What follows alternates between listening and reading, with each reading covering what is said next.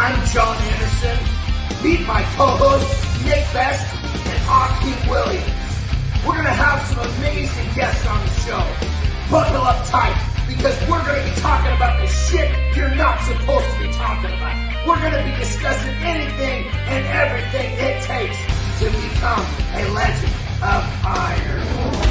Legends of Iron is brought to you by Muscle Minch, the creator of Nitro Test. Nitro Test is hands down the most fucking kick-ass pre-workout on the market. The question is, can you fucking handle it? Welcome to another edition of Legends of Iron. I am John Anderson.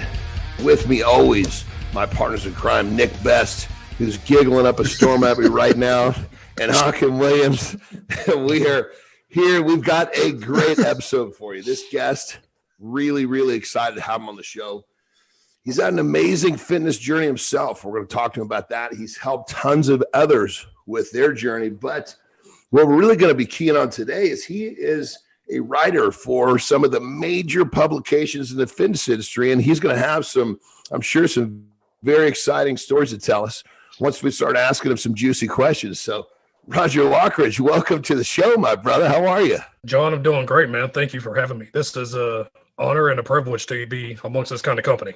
Well, we're excited to have you here. You know, when Nick actually had said that, you guys were working together, and as soon as he said that, said, man, let's get him on the show. So the timing was great. You were working with Nick on a story for him, and it just lined up perfectly. So here we are, Yeah, man. Yeah, it's working with a guy like Nick, who's a legend in not only one but two straight sports, is an incredible opportunity. And then for him to decide that me being worthy of being on his podcast, and for you all to talk to me, can't speak enough highly about him. Yeah, this is going to be fun. So I appreciate Nick thinking of me. Oh, you're more than welcome. You're a brilliant man. So this is going to be a lot of fun. People are going to learn a lot from this. So it's good stuff. Yeah, absolutely. Well, first thing, let's just kind of start off. Tell us about your fitness journey, because obviously your fitness journey kind of led you into the position you are with writing for the major publications. So let's kind of start from the beginning. Talk to us about where it started, and talk to us about the ups and downs and all that kind of good stuff.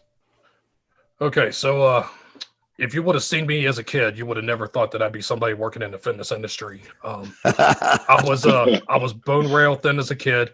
I did not win the gene pool. As a matter of fact, my family genetics was probably born in the cesspool. When I was in high school, I was 5'9", 125 pounds, and this is as a 17-year-old senior. And man, I was dealing with a lot as a kid. I had to deal with what was known as childhood domestic violence. I was there when my parents were always fighting. They were both alcoholic. At one point, my father even held us at gunpoint. So there was a lot of trauma that went with that. Wow, and, no kidding. And I was also bullied quite a bit in school, middle school all the way up. And confidence was non-existent. And I was looking for some way to release aggression, and I didn't want to hurt anybody else, though, because I knew what it was like to feel that pain on the other end, and I just couldn't bring myself to inflict it. That's when I found weight training. I was at a buddy's house. We played basketball together, and he had some weights. He had me jump in. Kind of wanted to pursue it a little further.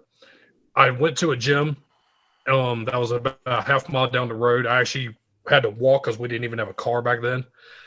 And after that first workout, even though 135 pounds literally pinned me on the bench, being around the machines, challenging myself with the weights, seeing the heavier dumbbells and perceiving myself working my way up, something just lit.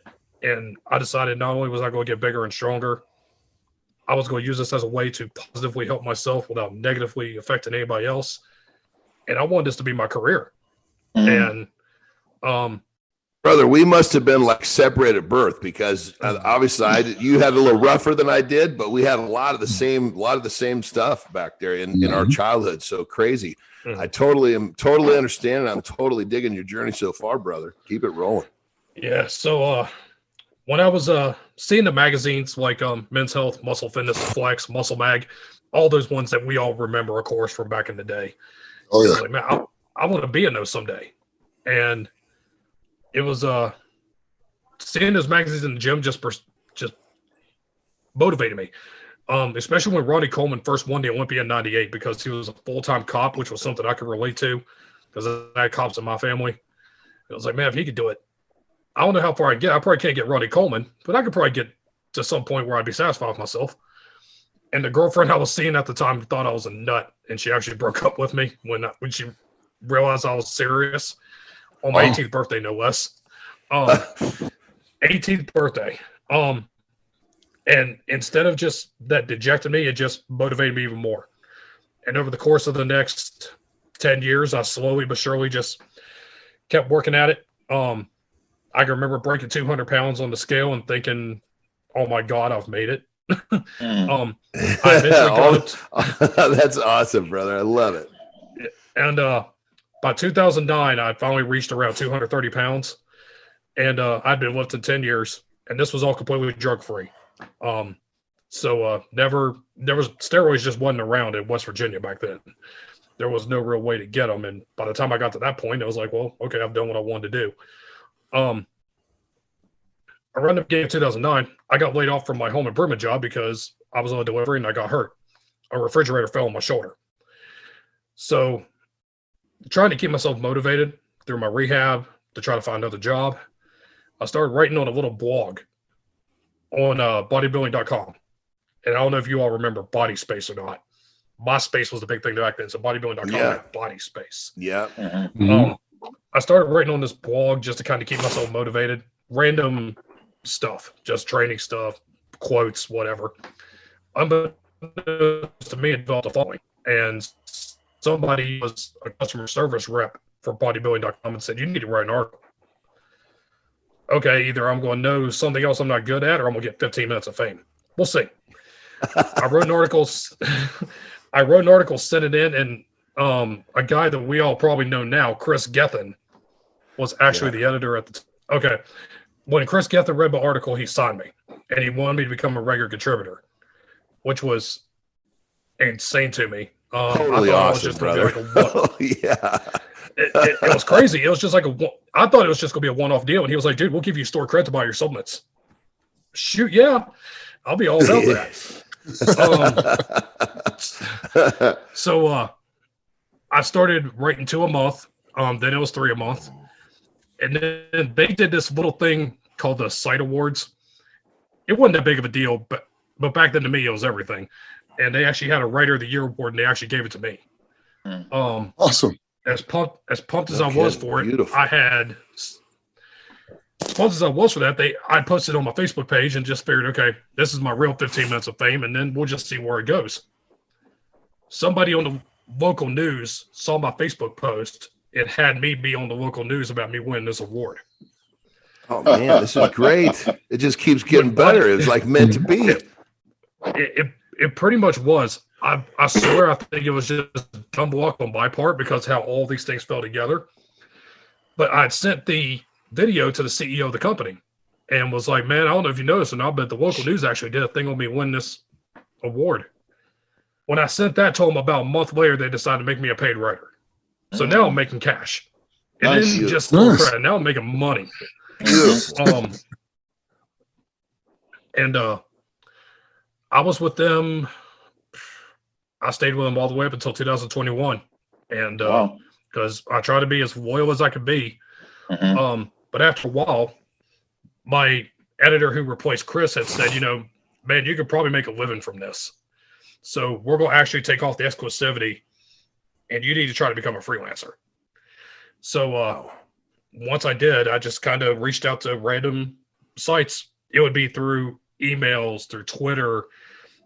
I would post supplement reviews of some of the stuff I bought. That way supplement companies could be exposed to me. Lee LeBron assigned me to LeBron Nutrition. John Balick signed me to Iron Man Magazine. I got signed to Muscle and Strength, which was another website. And at this entire time, I'm also working as a day job as a child advocate. I'm interviewing kids that have been possibly abused, kind of like I was. And I did that for several years. And around 2015, I made so much money as a writer, not that I was rich, but my wife and I kind of figured out, wait a minute, we could probably buy a house. And when that concept, when that concept went in my head, I went all in. So we closed on the house in June 2015. I left my child advocacy job in October 2015, and I've been a full-time freelance writer ever since. So I'm going on 7 years now as full-time in the fitness industry in this role. That's beautiful, amazing, brother. Yeah, absolutely beautiful. And it like fit together like it was supposed to. You know, I mean, that's the beautiful thing about your story. It's amazing. It kind of reminds me of my story, because a lot of people don't know this about me, but I was an undergrad counselor at a university for 7 years before I got into bodybuilding full time. You know, what I did was basically get students into college, you know, teach them how to do financial aid, how to apply for loans and all this sort of stuff like that. And I did that for 6 years, but at the same time, I would like train and try to do bodybuilding shows and stuff like that. But I never took it serious until one day I decided to just quit that job and take it upon myself to like, hey, I could do bodybuilding full time. So I quit my real job and decided to do bodybuilding full time, and it paid off significantly for me. You know, so that's what that story kind of reminded me of. That's beautiful, and I love the idea of when people say quitting my real job, because when you're working for money, you really don't want to that's a job. Now we do what we want to do, and that's living right there. You know, it absolutely is. You know, they say if you do what you actually want to do, you're never really working. Yes. And that was kind of the mindset I wanted to go with. I wasn't trying to find a way to use the fitness industry to make money. I was always trying to find a way to make money so I could somehow stay relevant in the fitness industry. Yeah. Because that was like where the real passion was. And what I had found was if you focus so much on a dollar and nothing else, or if you place it so far ahead of the other priorities, you may get hot for a few months, then it's going to kind of fizzle out. It's when you focus more on doing everything for the right reasons, making the million differences instead of the $1 million, and trying to contribute to something bigger than yourself in the right way, that longevity stays there. And I think my story is kind of a testament of that. 100%. And I can talk what I hear too, brothers. I mean, you know, you love doing what you're doing, and the fact you're getting paid for it, just like, what? Okay, I'll take the money, but I'm doing this where I was getting paid or not anyway, you know? And so pretty much. when you love what you, absolutely. And when you love what you do, it's just, you're doing such a better job, so to speak. I hate to use the word job, but you're executing so much better because you're in love with what you're doing. And I mean, it's a awesome story, brother. I fucking love it. That's the way it's supposed to be, you know? Yeah. You know, and that's what I try to do with my story. With my particular career, I don't try to make it as much about myself. Like when Men's Health actually asked me to do one on me, it was like, okay, that was kind of weird. That's actually one of the rare times I'm nervous about writing an article, because I'm not used to doing anything on myself. But when he had seen my transformation and he had heard that, you know, at one point I was almost homeless and now I'm a homeowner and I went from unemployed to self-employed, he thought the story needed to be told. It did. If I can use my story for that reason, then I'm all in on doing it. But again, like I said earlier, what I found is if I try to make it about me, I'm not going to get very far. So that's why I like having unfortunately, bro, this show is about you, so you're going to have to make this show about you. We'll make it work. We'll make it work. No, but I love it. I love it, brother. You're more comfortable, you know, promoting other people than yourself. That's a beautiful thing, you know? Yeah, but the talent you have to do what you've done, that's an unbelievable skill set that not a lot of people have. I mean, it's literally a handful of people could do what you've done. True. There's not that many people. And it's amazing that your passion for this and your general love for the athletes and the sports and all of it, it's just, it comes through in everything that you do. And it's really neat getting interviewed by you because you don't have to worry. You can just let everything go. You're going to make sure that the people that you're interviewing are always going to look in a good light. So it's amazing. And I just want to say thank you. Man, that's an honor to hear. I'm not going to lie. That's pretty cool to hear you say that. And I've been told that's one of the things that's different about me as an interviewer as opposed to other people. Massively. I don't want it to be an interview. I want it to be just an informal conversation, just kind of like we're having here right now. Yeah. Because that's when you're going to get the real person, and that's when it makes my job even easier because you're going to give me the real message that I need to spread. If you're trying to put yourself in a position where you're just strictly professional and you're delivering this one thing to promote this one product or whatever, I can piece it together, but at the same time, the reader's probably not going to get that much out of it.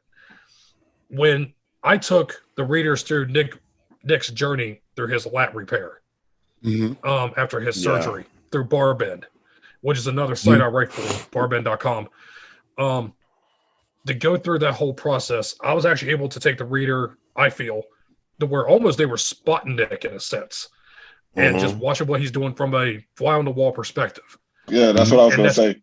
That's always been the way I've wanted to do it. And I got to get one with you in at some point soon, okay? Because since you're doing the Oral Classic, I would love to be able to get one with you as well. Because I know you got a lot of fans that love seeing stuff about your training.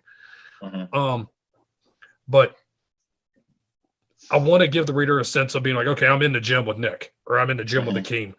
And I want to be able to give the reader something that they can tangibly take with them the next time they work out. You know, okay, what was the origin point of that rep? Okay, what is it that he tried to do? He tried to drive the elbow down. He didn't try to pull the lat. Those kind of little details can make all the difference. And I found if I focus on that, that is what will keep the reader coming back. That's what will keep the brands going, and that's what will eventually keep me going. Yeah. Because they're actually learning something from what you, not just basically saying he did that movement, he did a lat pull down. You're actually going in step by step and in details about how he did it, you know, how his form was and everything like that. And that's what people want to know, and that's how you learn, you know? Right. With most of you guys, and speaking to both, actually all three of you, you know, when you see pictures of you all on the internet, you look like walking, talking superheroes. And there's times it could probably be hard for a beginner to connect with you because, okay, well, they're there and I'm here. Well, I can help the reader kind of understand that, well, if you want to get to where you want to feel like a superhero, you want to train like the superheroes train, here's how you could do it. And they're willing to help you because I'm using your words whenever you're doing through these things. Nick saw this with the White article and also with the Men's Health interview. You know, I want it to be to the point that when the fans actually meet you, they can kind of connect with you. They almost feel like they already know you. You know what I mean? Yeah, and that's what's so special about the way you do it, because it does. You do that. You accomplish that, and it's neat. And when the fans come up to us or contact us after reading the stuff, it's really kind of neat the way they ask questions, because they have a different insight into it, and I can explain it a little further when people like ask instead of just being so kind of vague in general. Yeah. And something else I try to do is try to make sure I put the strength sports in as positive of a light as possible. Because how many channels do we all know? How many outlets do we all know that thrive on the drama and the controversies and that kind of stuff? And again, you're going to probably get hot for a little while. You might profit from it initially, but I've been in my position for over a decade, and it's because, and I generally feel this, I try to put the sport, the athlete, and the reader in as positive of a light as possible. I want the brand to thrive so they'll come back to it. If the athlete is being featured, I want them to, you know, want to come back and trust me again for the next one. It's rare for me to actually interview someone once. Normally, if I've done it once, I'll come back to them and did it for another platform or something later on because they trust me. And that's what I found has kept me in the game as long as it has. I'm not as famous as Nick. I'm not as famous as Akeem. I'm nowhere near John's level, but I'm here. And the fact that I've stayed here means I'm doing something right. Well, bro, let me speak up, and I'll tell you, when somebody has existed in the fitness industry, whatever platform, because the fitness industry is known to spit you out is real quick. I mean, you know, we see people come in and they're gone as fast as they came in. So when you can establish a position in any position or multiple positions for over a decade, you've got the formula figured out, and you've done that, you know, because how many we see athletes who we see all types of people in they're flashing the pan, they come in hot, and as fast as they came in, they disappear like a fart in the wind, you know. But, you know, once you've done your time and you've started stacking up decades of being relative, and you've got your first decade under your belt, that's killer. That's a huge, you know, it really demonstrates what you're saying, you know, about doing it the right way. Yeah. I'm starting my 14th year now as a writer at this level, whatever that level is. And I've found that I've had to evolve over time. And it used to be about what my knowledge was, or, you know, just, you know, the Summit Company of the Month, or, you know, doing features on Body Space members. And then it was pro bodybuilders and competitors. And then it was contest coverage. And then when I joined Barbend, I shifted to strongman, powerlifting, CrossFit. And because that's the thing, like, there's guys who stay in one lane and they thrive, obviously, and God bless them. But someone in my position, I've had to maintain all the fields. You know, I've got to keep up with all the strongman coverage, all the powerlifting coverage. Even I just did an article recently on a fitness race called High Rocks. And I had to study up on that real quick. And it looks like I'm going to be doing more stuff with them down the road. And then all these athletes that want to jump from one sport to another. I have to make sure I have enough knowledge and awareness that I can keep in the conversation so I can include the reader in the conversation. I think that evolution has helped me as well. Yeah. Well, you said it, 14 years you've been getting it. So let me ask you a couple of interesting questions. And obviously, you know, this is stuff that you published, so it's really just kind of going back through your memory banks. When I say, what was the craziest interview? Like, tell us about, like, when I say it can be crazy in any regard, I mean, because goodness knows we have some pretty crazy characters in the industry and all these different sports and everything else. It was in 2011, I got to interview Branch Warren right after he won the Arnold Classic. I mean, he left the stage and he's coming through all these people and he's getting ready to go to a couple of media outlets backstage. And I happened to be standing there, and there was a friend of mine who wanted to take a photo of us. So he snapped a quick photo, and I just kind of asked him 2 or 3 questions on the spot for bodybuilding.com. And he's standing there answering them. And if you guys have ever heard Branch speak, you know he's got that deep, intense bass in his voice. And there's all these people trying to tug at him. And he just kind of looks at him for real quick and goes, "Back the fuck up." And they're all like, "Oh, shit." And he looks at me like Clark Kent mode. He goes, "I'm sorry, you were saying?" And it's like, what's next for you, Branch? The Olympia. Okay, man, thanks for your time. And he's like, "Appreciate it." And off he walks to the next one. It was like 2 or 3 questions. Like, literally just pow, get away from me, and then back to you like nothing happened, right? Yeah, exactly. That's awesome. I'm not sure if he even remembers that or not, but it was a pretty unique moment for me because I was just standing there and I never met him before. And I'm literally just like, "Hey, Branch, congratulations." And my photographer buddy's like, "Guys, this way." We take the picture, and I just took the moment, asked a couple questions, and I guess he thought that was his first interview. And it was an insane experience seeing him get that intense that quick, even though he was so carb depleted and had literally just won probably $100,000. I mean, Akeem's been there. When you just want a show and you've just had the adoration of the fans, it's like, okay, I need food. Yeah. You're not one to take part in too much media. Nah, exactly. So, that's the last thing you want to do is do interviews and stuff like that. Exactly. And the funniest part about that wasn't even that day. It was actually earlier in the day because I went to go take a nap before that contest. And I got woke up by a loud banging on the door. And eventually the door got kicked in. And it was actually a couple of police officers. Oh, shit. I'm in the midst of a nap. And the manager had me listed in another room. Oh. So when I'm going into my room to take a nap, the manager had thought I squatted the room. So he called the cops.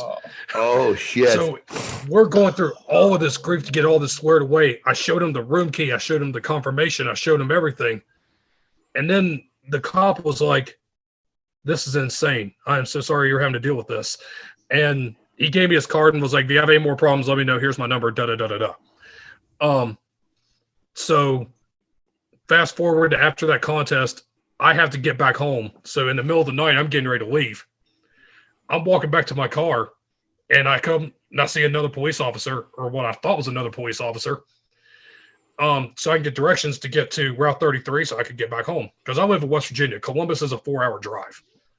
I go up to this police officer to see if I can get directions. It's the same cop. Oh, he's like, again? And I'm like, well, I'm not going back to the hotel. I'm trying to actually leave town. He's like, hit your hazards, follow me.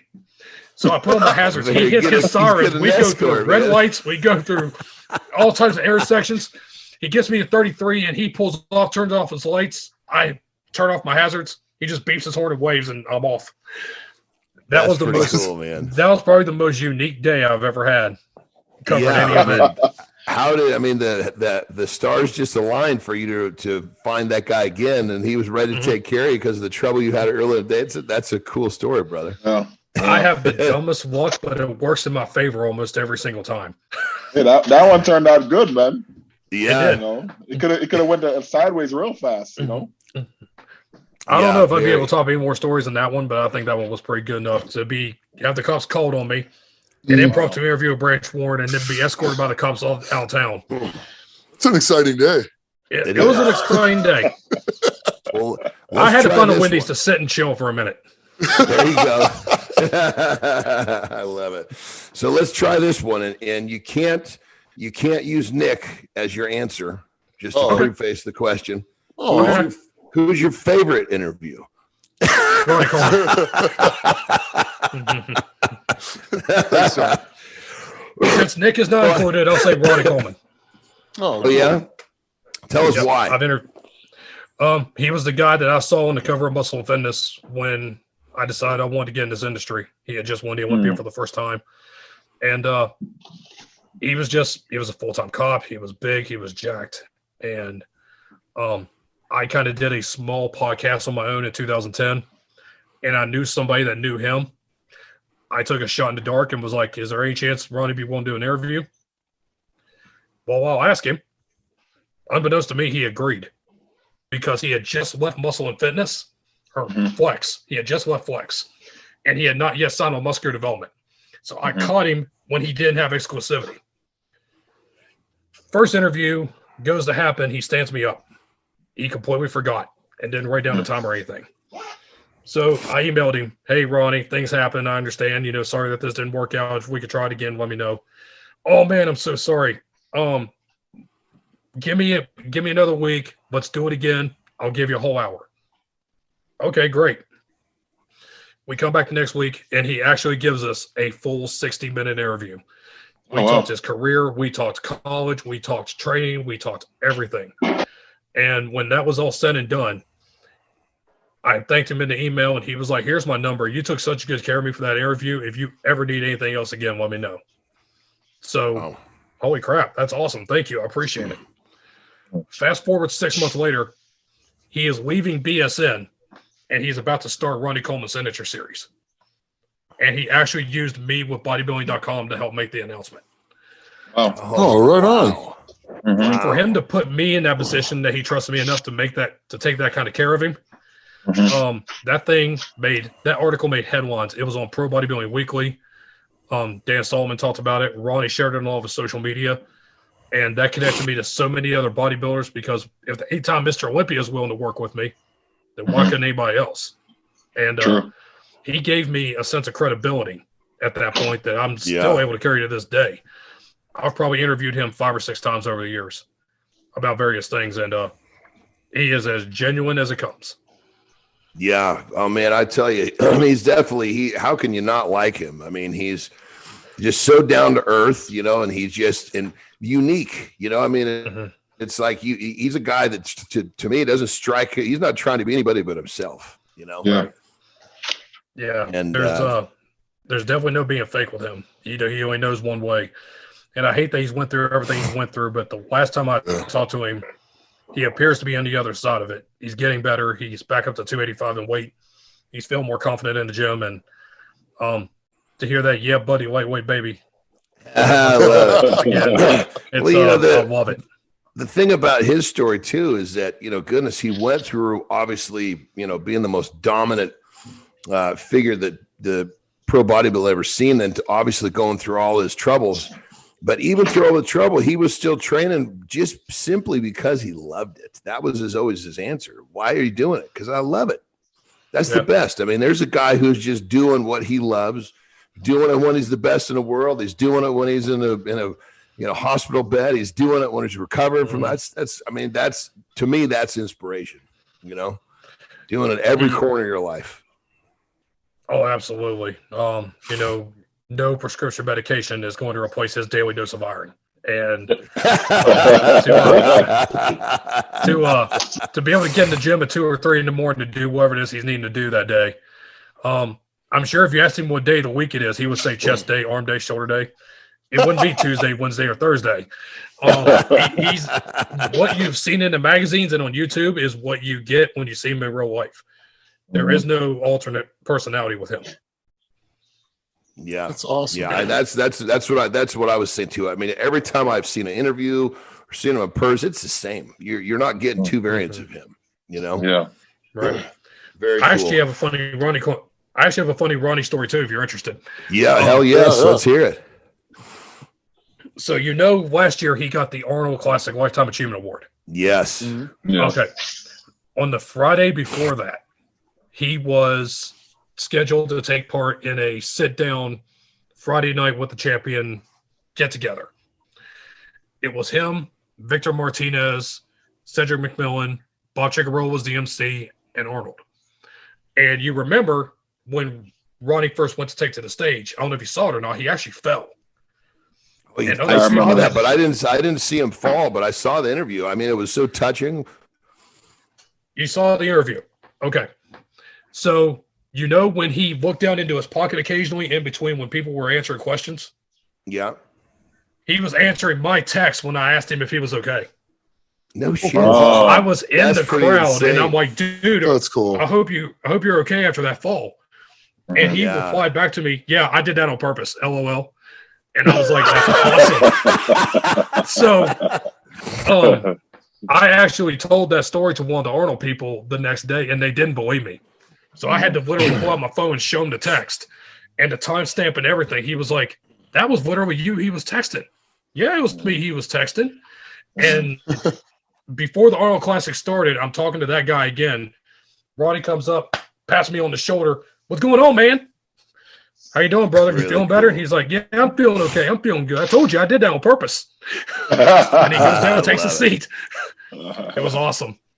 When he was taking that award, I mean, it was all he could do. He was just trying to gather himself enough to basically thank his mom. And he was like, he was so deeply touched. That was, for me, that was like, oh my God. I mean, this is more important to him than anything else he's done. He could barely talk. It was so special. Yeah, it's genuine. Yeah. I never got to see him win the Olympics in person, but I got to see him get inducted into Hall of Fame in 2016, and I saw that, and I've seen him honored in a few different ways over the years since, and that was probably the most emotional I'd ever seen him, was that particular moment. And I'm not going to say we're absolute best friends because we don't talk that often, but to have known him and talked to him as many times as I have, it was actually a little emotional for me because I understand that my mom died 7 years ago. Oh, sorry. And for him to not have her anymore, and to be able to do that tribute, I would have probably done the same thing. I mean, I'm a big mom's boy. So when he finally could speak and he was talking to his mom, it started making me cry. I was actually quite lucky. I was in my living room, watching it on YouTube. Yeah. I mean, it was touching, man. It was really touching. There was probably not a dry eye in the house. And I mean, I looked around me because I was in the press pit. And even though the people in the media were getting kind of emotional about it. So, oh man, I mean, it took him, what do you think? Probably 60, 90 seconds to calm himself. Every time he tried to talk, he couldn't do it again. It was, I mean, truly he was touched. That was an amazing moment. you know? Yeah, it was. It was probably the highlight of that year for sure. Yeah. Yeah.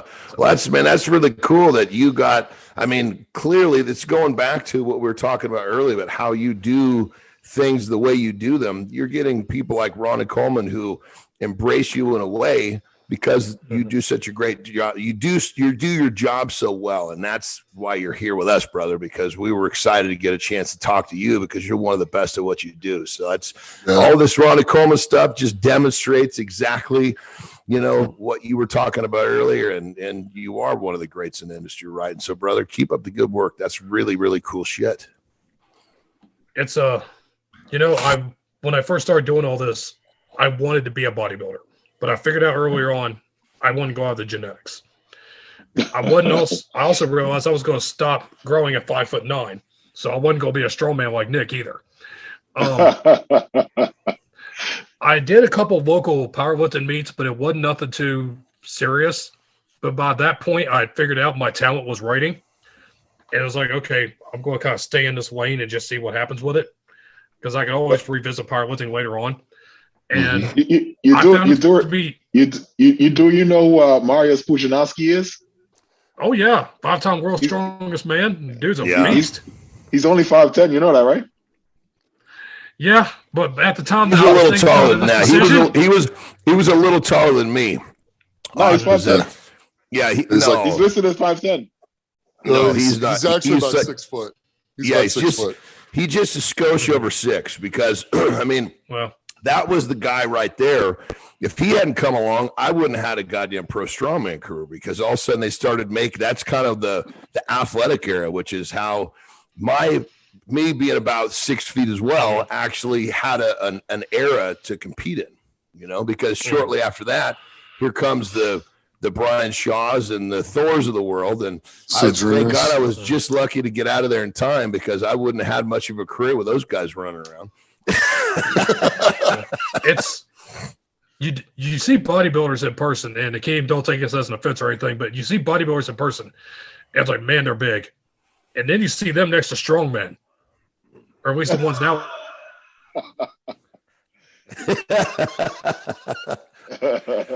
I think he froze too. Yeah, he did. Now I'm taking it personal now. Well, it's crazy. It's crazy having done I've competed in the Arnold twice, and it's pretty crazy when they came off the pose down from the stage, and then all the strongmen are in the back of the Arnold. Yeah. When all the bodybuilders come in, and just the differences, it's pretty crazy. Yeah, very different sports, very different people for sure. You know, but you know damn well none of us, any of us, are going to be able to eat that way. It's just not going to happen. One thing that I would say is when I did the Arnold Classic China, we had a open buffet at the hotel, and you strong man.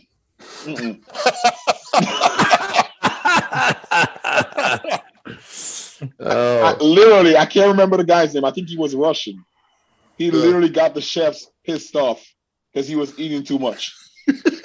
Well, you know, I played at both sides of the fence. You know, I was strongman and bodybuilding, and when you're dealing with, I mean, you're basically dieting yourself into a fucking full blown, you know, eating disorder. So you're not you're eating because you can. It has nothing to do with other than, okay, yes, it tastes good, and yes, you haven't had this in a long time. You feel like you're going to pop, and you don't know why you keep stuffing what you're stuffing in your face, but you just do it. There's some signal in your brain that says keep going.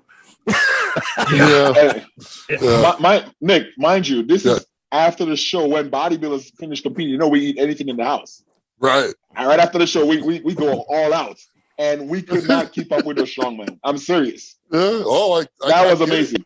Yeah. We could eat some food. Well, I mean, it's just especially just look at the size of some of the top guys now. I mean, 450 pounds. I mean, that's think about how many, you know, really, really big steaks it's going to take to satisfy all that tissue, you know? Oh, it's nuts. Yeah. You'll go out to dinner with them. Like if I go out with Brian or Eddie or Robert, for that matter, I mean, I'll get a steak. I'll get, you know, a huge steak, and they'll get 2.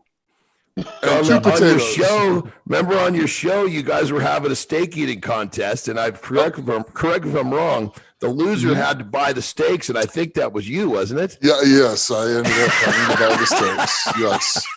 Yeah. He was like, God damn it, this is going to be a big bill because you guys each ordered like 3 humongous steaks. Yeah, it was like $480 or something like that by the time it was all said and done. And explaining that to Callie was not a lot of fun. I imagine not, but again, I think that kind of speaks to the level of dedication and extreme it takes for both of those sports. Yes. Strongmen are pretty much having to force feed themselves. Bodybuilders are having to thrive on such low calorie restrictions. It's polar ends of the extremes, but at the same time, they're extremes, and to have to take what they do to that level to honor that kind of a commitment, it's insane. There's a reason why they're world-class athletes. Oh, yeah, absolutely.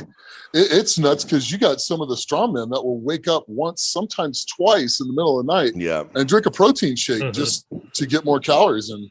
Yeah, while they're sleeping because they want to eat like every 3 hours. So it's pretty nuts. So, brother, I think after events like, oh, go ahead, brother. I didn't mean to interrupt you. Forgive me. Okay. I was just going to say, I think personally, after all the competitions are over for strongmen, I think there needs to be a bonus eating contest, just kind of like as an exhibition, like an extra $5,000 pot, just to see who can eat the most. And people would want to see that too, wouldn't they? Absolutely, I would. Well, I'm out of that one. I'll be out of that one because I get, oh my God, when Brian and I did his YouTube video where we went to the casinos to eat here, and so we ate at at 3 different buffets in one day, and ate till we're full in each one. He just he found a whole nother gear when we got to Caesar's buffet that I didn't think was possible because I had about 4 plates of food and I think he had about 8. Oh, I mean, it's like it's all you do. It's all you. I love it. And you're keep in mind that's not once a day. That's multiple times in the day. Yeah, I mean, we hit buffets 3 times that day. Yeah, like all you can eat 3 times that day, and I think he had a snack somewhere in between actually. So I didn't. He did. So, brother, you told us about some really cool stuff with the interviews. Obviously, you gave us your favorite. Tell us what was the most difficult in terms of, was it the person itself? Was it the scheduling? Tell us about the most difficult interview you ever did. And you can't use Nick as your answer for this one either. Oh, well, Nick, I'm taking you out of the cake for any of them. So just so you know. I appreciate that. Well, Nick wouldn't be my answer for most difficult anyway. I think we all knew that, but it was still fun to say you can't pick him. Yeah. The ones that are probably the most challenging, unfortunately, it's not going to be nothing controversial, but for Muscle and Fitness, I do a column called Fit to Serve, and it features members of the United States military. And I will feature these people. Some of them are IFBB pros, some of them aren't, but they all have stories. And unfortunately, the hardest part of that job is I have to have them tell what it is that they've went through, because you got to give them the valley if you want them to reach the peak. Yeah. And some of these people have been wounded. Some of them have seen their comrades be killed. Some of them have had to tell their family members or the deceased family members that they passed. Wow. And those are always the toughest ones, because not as much about for me, because I've obviously dealt with my share of trauma, both personally and professionally, but I have to have that person deal with secondary trauma by reliving the initial trauma. Mm-hmm. And most of them have been pretty good that they can handle it. And, they're comfortable enough telling the story that they can, but you're still going to put them in that position and you'd much rather not. The there was a gentleman I just did one on recently. His name was Rob Jones, and he was an IED specialist. And in 2010, unfortunately, he found one the hard way, and he lost both of his legs. And he was actually talking about the hardest part was facing his mother because he had been wounded. It was like, man, this one sucks. And I've also done a few features because of my connection with childhood domestic violence and my previous experience in child abuse. If there's been athletes or people that have dealt with that, they trust me to tell them the story. And again, it's going through that whole process of having them talk about it and process it. And it's never easy. It's always gut wrenching to get them to do that. But I always try to remember the end goal is that, you know, I'm educating a reader. That reader may get some knowledge from this that they may never have. Yeah. And they may be able to use that at some point to save a kid's life. It's pretty much the thing I do when I tell my survivor story, which I've done since I was 14 years old. Somebody in this room is going to benefit from this, so it's worth going through it again. So those are definitely the toughest ones, to say the least. Yeah, I can imagine. That's that's real issues there. It's not, you know, it's not about dropping a 500-pound bench press on your chest. I mean, we're talking some real issues there. Yeah.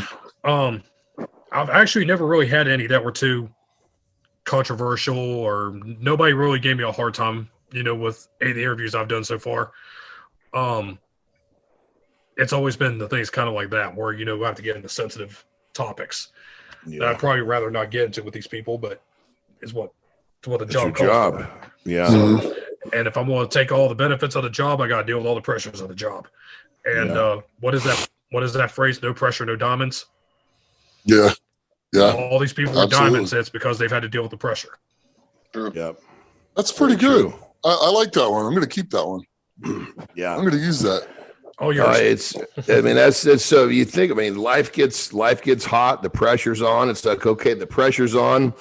You got to remember that the pressure is what molds your character. And then once the pressure's gone for a diamond, then hit it with heat. So the pressure's gone. Now here comes the heat. Here it comes again. But you know, it's those little sayings are really helpful because you know, a diamond has to go through all that to become a diamond. You know. Yeah, I've got 3 of them that I use. Like, one of them, of course, no pressure, no diamonds. The second one I always use is high tide raises all ships. I heard that from my dad because he was in the Navy during Vietnam. What was it again? High tide raises all ships. Oh, yeah. It's an old Navy phrase, and pretty much it's, you know, don't focus so much on the negativity, the drama, the low points. You know, focus on bringing everybody else up. If you're bringing yourself up, you're bringing everybody else up with you. Obviously, everybody in this conversation knows about that. And then the third one is something I personally came up with myself, but it's actually been on a couple of posters over the years. No goal is unreachable if your will is unbreakable. Here we go. I like that. For a scrawny teenager to have been where I've been and had to deal with what I had to deal with to eventually climb to the position I'm in, whatever it is, that took some serious will. For everybody on this chat right now to have achieved world-class status like we have, it takes some will. There has to be some want to there on the days you just don't want to. That motivation is fleeting. And as long as you maintain that willpower and you're not willing to break, then I don't think there's any limit of what you can do. That's it. It's all the stuff that we didn't know why it was happening to us that were the best things that ever happened to us, because that's what prompted us to become what we became, you know? Yeah. Yep. Yeah. Absolutely. So I would have never imagined. I'd never imagined that at some point when I was at my weakest, most vulnerable moment at 10 years old and my dad is holding me at gunpoint, that 4 years later, I would have started telling that story to total strangers. And yet 25 years later, after that, I'm still telling that story because it's taken that information and they're processing it and they're applying it to their patients to discover that they're being abused and they learn what to do to help them. So I would have never imagined that, but taking that negative and turning it into a positive like that. Oh, brother. I mean, you're talking about very few people have been held at gunpoint, period. Now to be held at gunpoint by your father, I mean, that's a very small school of people that you exist in, you know, and then to take that and do something great with it. that's what makes a great person. So, brother, my hat's off to you. So good shit. It's not something I would ever actually reward my father for, but we did come to terms on it much later on because he realized he was drunk on moonshine. He had found out he was getting a divorce. He snapped. But it was probably one of the best things that happened to me because, number one, I was able to help people with it. And number two, unfortunately, I'm using his example in the opposite way as a father myself to a 9-year-old and a stepfather to an 18-year-old.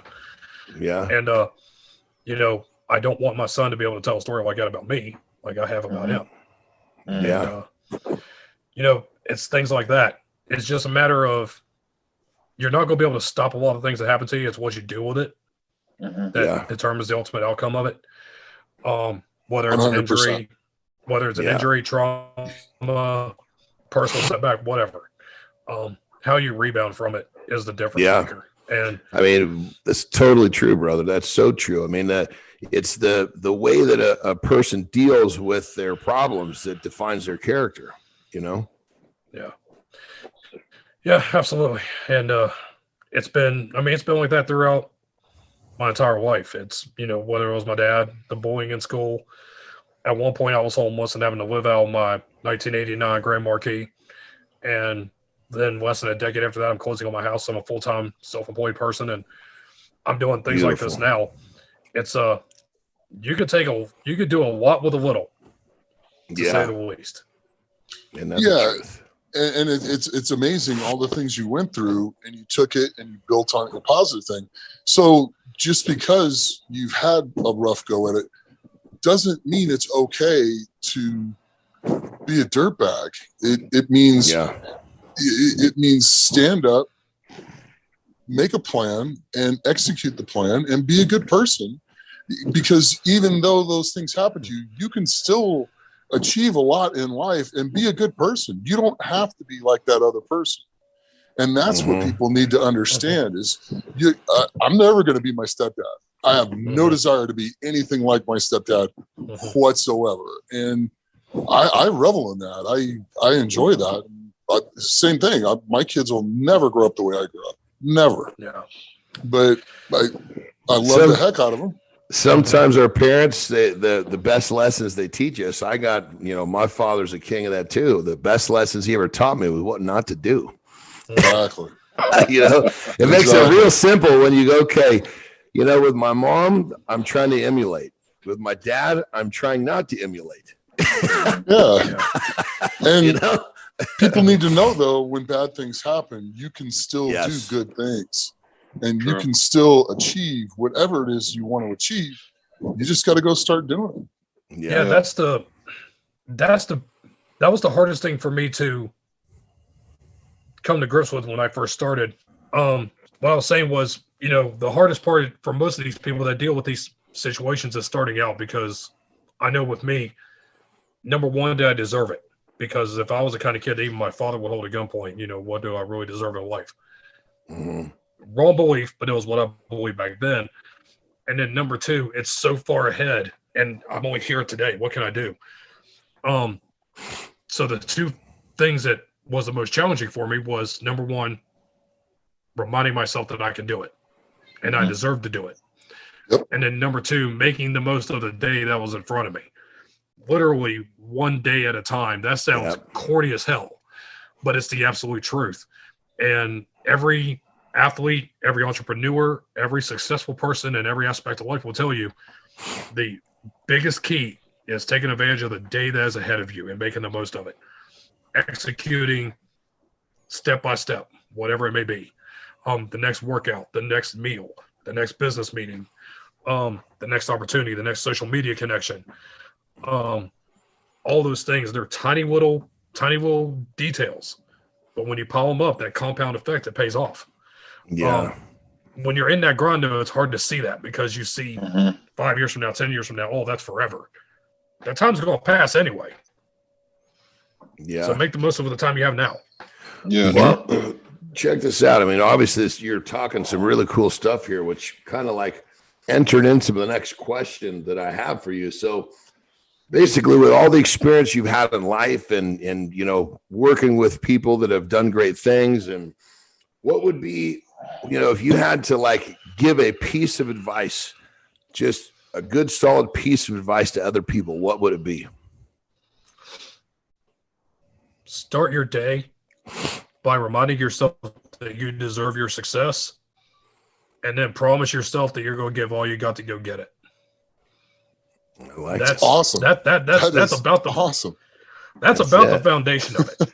Yeah. I mean, that's the truth. I train in a barn out by my house. I'm sure Nick has seen pictures of it on Instagram. Oh yes. And even whether it's 30 degrees or 80 degrees outside, that's where I go, because the nearest gym is over 30 minutes from my house.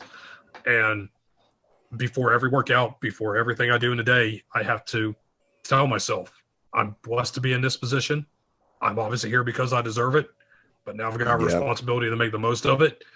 Yep. And nobody's going to see what I'm doing in this barn right now, but I'm going to know the results whether I did it or not.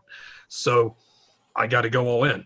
And there's other people that are depending on it. My wife depends on it. My son depends on it. The people that are going to be reading my content in the fitness industry deserve it. I've got to give whatever it is I got that day. I've got to give all of it. And next thing you know, days become weeks, weeks become months, months become 13, 14 years.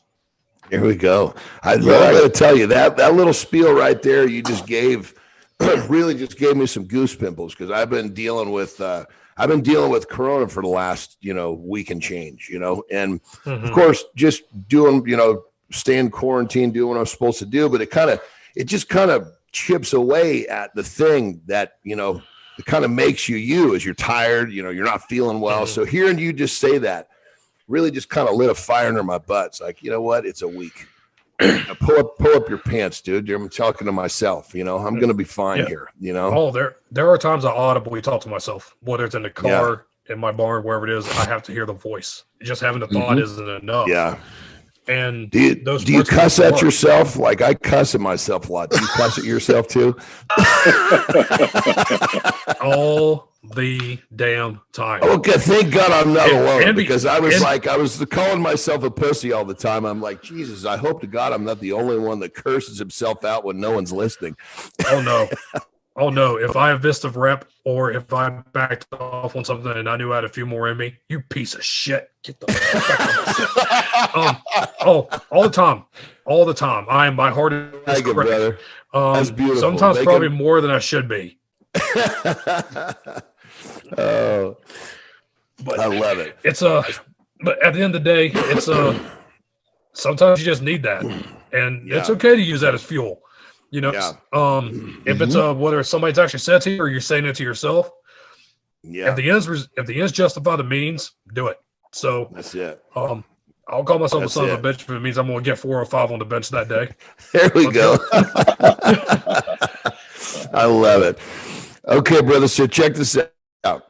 We give you a time machine. You can get in the time machine as you are today, and you can program in the date to go back in your life to see yourself and give yourself a piece of advice. How far back do you go, and what do you tell yourself? March 9th, 1999, I'm 17 years old, and I walk into the health club for my very first workout.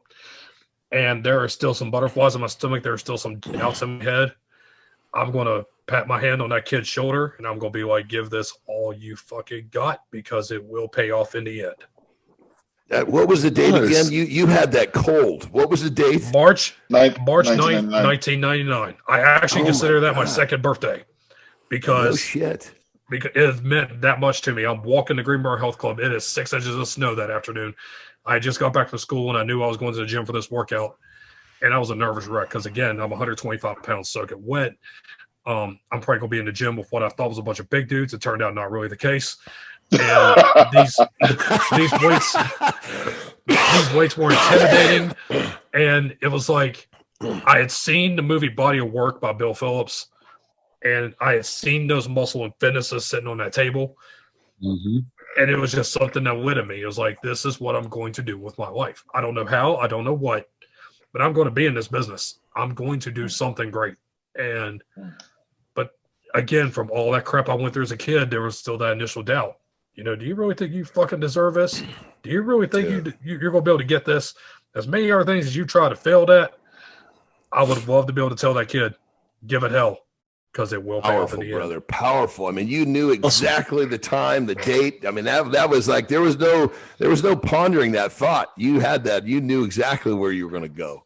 There's a country song by Brad Paisley called "Letter to Me," when he writes a letter to himself back as a kid, and that's kind of what initially put that thought in my head when I've heard that song. So I've actually thought that topic in my head a few times. That's why I was able to come up with that answer so quick. Very cool, man. Yeah, that was beautiful, dude. I mean, you normally that question you're going to have a little pause. I mean, hell, you jumped on that date like, I mean, you were prepared for that question. That was great. That was powerful stuff, brother. Really, really cool, man. I seriously celebrate that day like it's a birthday, because it was at that particular day I knew what I was going to do with my life. I didn't know how, what, whatever, like I said, but I recognize that day just as I do June 29th, 1981, my actual birthday. I celebrate it every year. I'll go for a workout. I'll go for one hell of a cheat meal. I'll pat myself on the back for that one particular day. And it's like, okay, now what am I going to do next? Because I'm in this now. So I give myself that one little good job. All right, motherfucker, it's time to get back to work. Nice. That's it. Well, brother, we've had you here for an hour, but before we let you go, I got one more question, because everything you're giving us some really, really cool stuff here. Our listeners are going to have a lot of takeaways, and really that's what this is all about. So your story is amazing. You've done a lot of cool things. What is it, when you're physically gone, what is it that you want to be remembered for? What are you leaving behind? What's the legacy of Roger Lockridge? I cared more about what I could do for others than what I did for myself. Yeah. This place is better with me here than it was when I wasn't. Yes. Yep. Yes. That's awesome. When you're 10 years old, just knew what he was going to say. I mean, this is beautiful stuff, brother. You know, when you're 10 years old and there's a chance that you're not going to live to see 11, or when you're 13, there's a chance you're not going to see 14, or when you're 25 and there's a chance you're not going to see 26. I've had 3 brushes with death, and it gives you perspective, and clearly it reminds you that there's a chance you're not going to be here. I'm not CT Fletcher. I haven't flatlined like he has, so I'm not going to put myself in that league. But, when you come that close, you do start thinking about these kind of things. And my son, his name is Roger Jr. He's going to literally carry my name after I'm gone. I want him to be able to carry a name that he can take to another height. I want him to do far more than what I've done, but at the same time, I want to make sure he has a hell of a mountain to climb. You know what I mean? Yeah. Yeah. So that would pretty much be it. I mean, that was pretty powerful, brother. I mean, again, you knew exactly. I mean, it's powerful stuff. You knew exactly the fact that your existence was basically here for a reason, and that was beautiful, brother. Really cool stuff. I appreciate that. I appreciate the opportunity to be here with you all and doing this. This is crazy for me to be in this kind of company. Be a kid that didn't have any company at all, and I'm so grateful for all these positions I get to be in and all these things I get to do. And I try to make the most out of all of them. And I hope that's what everybody listening to this can do as well. Whether it's anything that you all shared or anything they got from me. This Wedges of Iron podcast can make a difference in a lot of lives. So yeah, if I have the ability to be on this kind of a platform, then I got to make the most of it. Yeah. Thank you. I love it. Thank you. I love it. Yeah. Seriously, before we wrap up, Nick, do you guys have anything else for Roger before we wrap this baby up? No, man, it's just been a pleasure, and you have a beautiful mind. You're an amazing writer, and just continue on that journey. You have a lot more amazing things to give to the world, and you do. Yeah, and your fans and all the media outlet that you provided your service to. Yeah, I appreciate it. Hakeem, I know you're going to be in Columbus because you're competing at the Arnold. John, are you and Nick going to be in Columbus as well? I won't. At this point, I don't know for sure. That's a good question. Possibly. But if we do, we'll definitely connect. If I'm over there, we'll connect for sure, bro. That'd be great. Yeah, man, absolutely. I won't be in Columbus this year. But I'll be at World's Strongest Man. Like, I'll be going this year to watch. This year up in Sacramento. So if you're there, I'll get to see you there. I hope to be there. That's the plan. What about Masters World's Strongest Man? Are you going to be on that? I'm going to do that. Yes, I'll be competing in that this year. Oh, wow. There we go, baby. Yes. I'm coming back. Got a powerlifting meet in May. There's going to be a Masters strongman contest in July in Indiana that I'm going to do, and then I'll do OSG. I'll do Masters again. That's awesome. I told Nick when I did my interview with him for Men's Health a little while back, he was the 20th or 21st world champion that I got to interview that year in 2021. Cool. So to be able to have that many different world champions on so many different outlets or strength sports, and to be able to cover them all, man, that's a wealth of knowledge I got to absorb. So, Nick, again, thank you for that opportunity as well. Oh, my pleasure. I mean, thank you for everything that you do and the things that you've done. I mean, without you, none of this is possible. That's it. That's it. Yeah, brother. I mean, honestly, I feel like I've got some takeaways from this show myself, so obviously we're doing this for really trying to, for the listeners, and we're trying to make the listeners, motivated and the best version of themselves. But I got to tell you, you were really saying some cool stuff here, brother. I'm inspired. So I will personally want to thank you. Thank you for the things you said. And we all appreciate you being on the show today. It's an honor for me.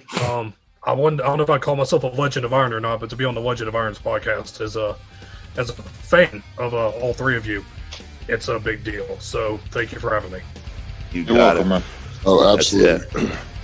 Well, there you have it, everyone. We are here to inspire you. We're here to motivate you and help you become the best version of yourself. There is another edition of Legends of Iron. We will see you next time. Legends of Iron is brought to you by Muscleman, the creator of Nitro Test. Nitro Test is hands down the most fucking kick-ass pre-workout on the market. If you fucking want some, come fucking get some. Can you handle it?